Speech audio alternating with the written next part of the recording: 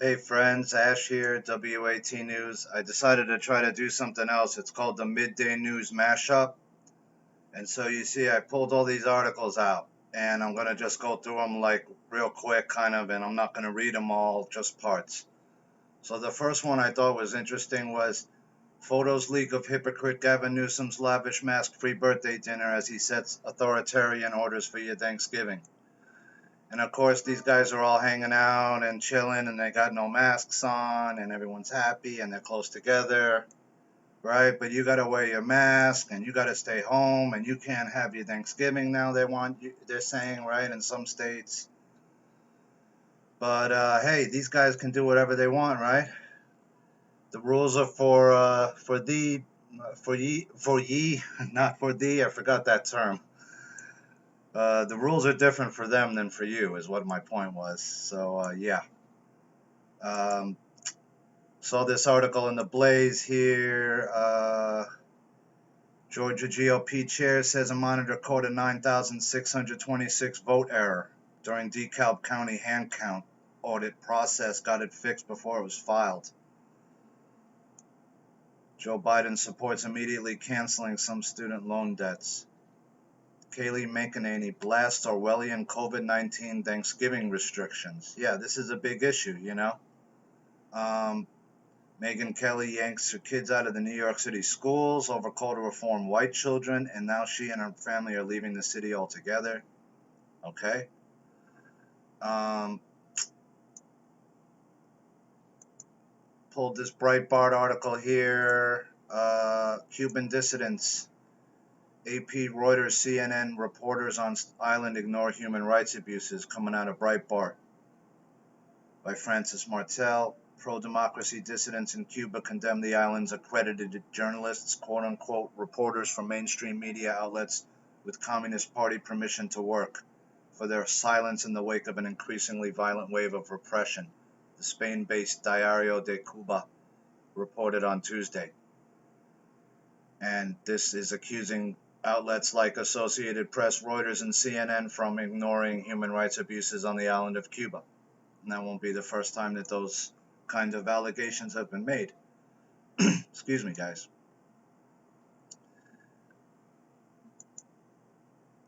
Pennsylvania governor announces new COVID rules, including wearing a mask in your house. The state is reporting more than 5,000 new infections per day, up more than 115%. Sounds a little fishy to me, you know. Are these cases? Are these? How are you doing the tests? You know, there's been a lot of issues come up around all this.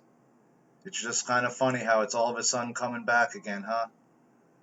So that's that. I guess they're gonna go house to house and check everybody, make sure you got your mask on.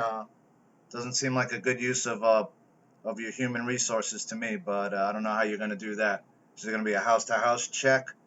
How long does it take you to check everyone's house if they got the mask on? And then once you leave, am I gonna keep it on or am I taking the mask right back off again? Probably taking it right back off, right? Um, Pulled this from Front Page Mag. Americans are blowing off the Thanksgiving shutdown. Yeah, people are sick of it, you know? You're trying to keep us from our families. You don't want us in groups. You don't want people to pray. You don't want anybody coming together in any kind of capacity. You can't have a party. You know, you don't quarantine the healthy. You quarantine the sick, right? But it seems like we're all quarantined here. Democrats think that they can party in huge groups for a Biden win or riot in even huger numbers because they love criminals, while still sanctimoniously lecturing people about gathering in groups. In just the last 2 weeks, we've seen Mayor Bowser in D.C., Mayor Lightfoot in Chicago, and Governor Newsom in California get caught flouting their own guidelines. Yeah, you're a hypocrite, and everyone can see it. I mean, it's not that hard to see, right? If you're not going to follow the guidelines you put down, then why should I? Who are you to tell me what I can do in my own house, right? If I'm alone in my home and I don't want to wear a mask, I'm not wearing one. And if I walk down the street and I don't want to wear a mask, I'm not wearing one. Gateway Pundit, Trump gains on Biden again as a third Georgia county now finds missing votes during the recount. So now we have 3 Georgia counties, the third one. And although this is a very small amount, 284, 225 of those 284 went for Trump. So What's going on here, right? How come you keep finding all these lost votes? How come all these votes weren't entered into the system? That's the third county now. Do we got to go through every county and look for all these lost votes? I mean, a pattern's starting to develop here, man, right? Once or twice maybe, but 3 times? I don't know about that. It's starting to look fishy. This is out of Just the News. Reports of alleged U.S. Army raid on German server may stem from separate incidents, say experts. There's a video here with John and Solomon. Let's check it out. John Solomon. All right, folks, welcome back for the final segment of this special tonight. And we saved the best for last. We've got Dr. Gina Loudon joining us from Palm Beach, Florida. And Eric Greitens, my colleague here at Just the News, former governor of Missouri, joining us here in Washington. Gina, Eric, we just heard some pretty dramatic news from Jenna Ellis just a few minutes ago. Wayne County, the largest county in Michigan, the home of Detroit, just announced its canvassing board that it is refusing to certify the election results because of concerns about irregularities. Well, Gina, what do this you is make a of little this? bit of an older one because that was yesterday, and now we know that that same county, due to pressure, switched it up, and now they're not gonna, and now they will certify those results. And I'm gonna get to more of that in a second, so I'll skip the video with John. Another Just the News article I pulled that was interesting. 2 charged in Los Angeles for submitting thousands of fraudulent voter registration applications. The fraudulent applications were allegedly on behalf of homeless people. And it may have been as many as 8,000 votes, I think it said, or yeah. Montenegro allegedly submitted more than 8,000 fraudulent voter registration applications from July to October 2020. He's also accused of falsifying names, addresses, and signatures on nomination papers under penalty of perjury to run for mayor in the city. So, you know, how many other people are maybe doing the same thing, right? And you got 8,000 votes there. 8,000 is a lot of votes. You could have a few people doing that. You could affect a small race, right?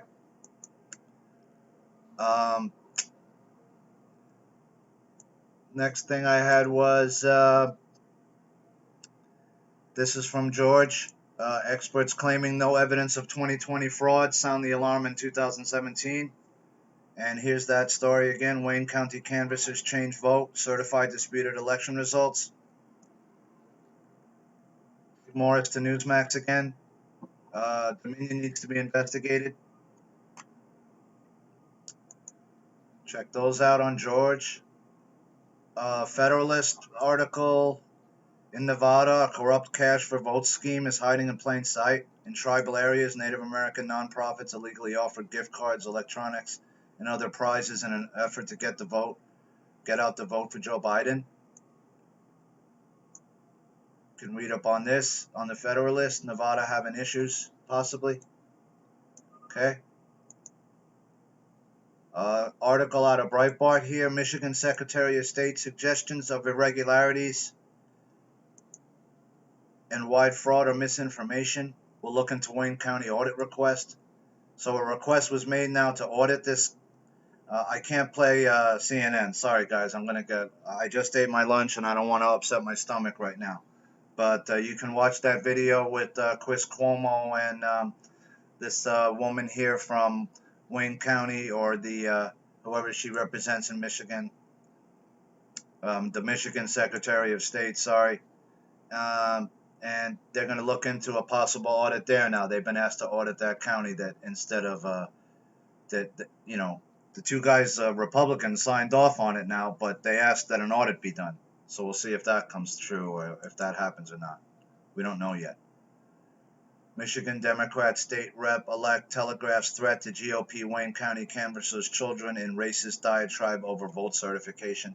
This was part of the reason they're saying that the people changed their mind. Michigan Democrat State Representative-elect Abraham Ayash, 26, telegraphed a threat to the children of Republican Wayne County Board of Canvassers member Monica Palmer in a racist rant over Palmer's initial vote to not certify the corrupt election results in the county, which includes the city of Detroit. The poll books in Detroit are notorious for not matching the vote count. Last night, the GOP canvassers decided to stop looking past the fraud and got railroaded into submission. Ayash warned Palmer her children could face retribution from black classmates in school as he named the school they likely attend. Ayash wagged his finger at the camera as he intimated the threat. Ayash made his remarks during a virtual meeting of the four-member board comprised of 2 Republicans and 2 Democrats. The 2 Republicans initially voted against certification. However, after threats were made online and during the meeting, a second vote was held off camera in which the 2 Republicans changed their vote and certified the election with a request that the Democrat Secretary of State, Jocelyn Benson, audit the county's election. So, were these guys threatened? Did this guy dox his kid's school, where this guy's kids go to school? And that's pretty harsh. Pulled this from the Gateway Pundit. I think we'll find he had at least 80 million votes. Sidney Powell on the magnitude of President Trump's 2020 win. Sidney Powell went on Newsmax Tuesday night and discussed the efforts of the Trump team to stop the attempted steal of the U.S. election by the Biden campaign. The great attorney of General Michael Flynn and now President Trump, Sidney Powell, was on with Greg Kelly, and we'll see. That was an interesting interview. Some people are intimating that the real vote count, Trump got a much larger amount. He actually got over 400. If you believe that allegation, he had it, and there was something done to the election to switch up all the vote counts and things like that. What was the real count? We don't know. So that's that article. And pulled this from Midday. Senator Hawley claims Facebook program called Sentra is tracking users across the web. And I might do a dig on this later. I'm thinking about it. Let's watch Senator Hawley. He knows that he has and has now acknowledged that he has, that tasks has under us. Let me switch to different topic. Mr. Zuckerberg, tell me about Sentra. What is the Facebook internal tool called Sentra? Senator, I'm not aware of any tool with that name. Well, Matt, let me see if this refreshes your memory. There's a demonstrative now over my shoulder. Sentra is a tool that Facebook uses to track its users, not just on Facebook, but across the entire internet. Sentra tracks different profiles that a user visits, their message recipients, their linked accounts, the pages they visit around the web that have Facebook buttons. Sentra also uses behavioral data to monitor users' accounts, even if those accounts are registered under a different name. And you can see a shot here, screenshot provided to us of the Sentra platform. We blocked out the user's name in the interest of privacy, although you can see this individual's birth date and age, when they first started using Facebook, their last login, as well as all manner of trackings. How many different devices have they used to access Facebook? How many different accounts are associated with their name? What accounts have they visited? What photos have they tagged? And on and on and on. Mr. Zuckerberg, how many accounts in the United States have been subject to review and shut down through Sentra? Senator, I do not know because I'm not actually familiar with the name of that tool. I'm sure that we have tools that help us with our platform and community integrity work, but I am not familiar with that name. Do you have a tool that does exactly what I've described and that you can see here over my shoulder? Or are you saying that that doesn't exist? Senator, I'm saying that I'm not familiar with it and that I'd be happy to follow up and get you and your team the information that you would like on this.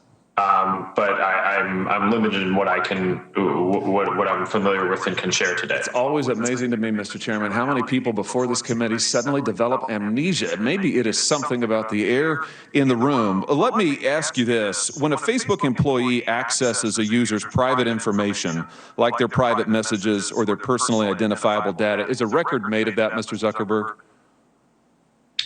Sorry, Senator, could you repeat that? Is a record made of any time a Facebook employee accesses a user's private information, personally identifiable information, for example, messages? Is a record made any time a Facebook employee does that? Senator, I believe so. Does it trigger an audit? Senator, I think sometimes it may. How many audits have been conducted? Senator, I do not know the exact number of audits. Can you give me a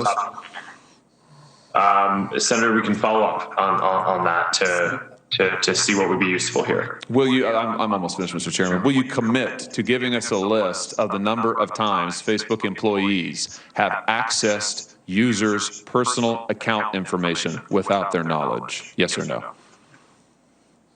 Senator, we should follow up on what would be useful here. It is, of course, in the operations of the company, if someone reports something, sometimes necessary for people at the company to go review and understand the context around what is happening when someone reports something. So this is fairly frequent and is a matter of course. We do have security systems that can detect. I'm gonna cut you short, Mark. We get the picture, right? We know they're tracking you, but they're tracking you across multiple things outside of Facebook. We didn't maybe know that. I wasn't aware of that. I mean, I got off Facebook 2 years ago, just about now. So I got sick of it, and I think it's a bad program and a bad platform, and I think it should be hopefully shut down. And I'm not so sure if this guy's human. Seen a lot of interesting video on him with his eyes all freaking out and doing crazy stuff. So yeah, I'm not of the opinion that he ever created that program either. Probably some other people involved with that. Yeah, I wanted to just put in Pennsylvania, just the news. Voters describe irregularities in mail-in absentee ballot process. And here's the Georgia election audit leads to discovery of more than 3,000 uncounted ballots in 2 counties. That's now 3 counties. So there's the mishmash, guys. Cuomo says vaccines are the result of the president's ego and the financial incentives of companies. And that's about it, guys. You know, we got a lot of action going on, right? So that's the mishmash for today. That's the midday news mishmash, I call it. I appreciate you guys watching it, and we'll be back soon with anything new that breaks on the news front. And with that, this is Ash, WAT News, signing off.